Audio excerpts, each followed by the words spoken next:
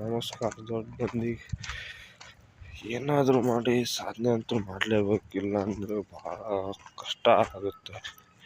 ಯಾಕಂದರೆ ಜೀವನದಲ್ಲಿ ಸಾಧನೆ ಇಲ್ಲ ಅಂತ ಗೊತ್ತಾದ ತಕ್ಷಣ ಯಾರೂ ನಿಮ್ಮ ಹಿಂದೆ ಇರಲ್ಲ.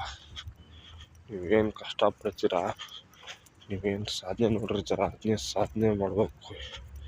ಯಶಸ್ವಿ ಅಂತ ನಾವು ಇದ್ರೇ ಮಾತ್ರ ಮುಂದೆ ನಾವು ನಮ್ಮ ಸಂಬಂಧಿಕರಾಗಲಿ, ನಮ್ಮ ಸ್ನೇಹಿತರಾಗಲಿ ಯಾರಾದರೂ ಬಂದೇ ಬರ್ತಾರೆ.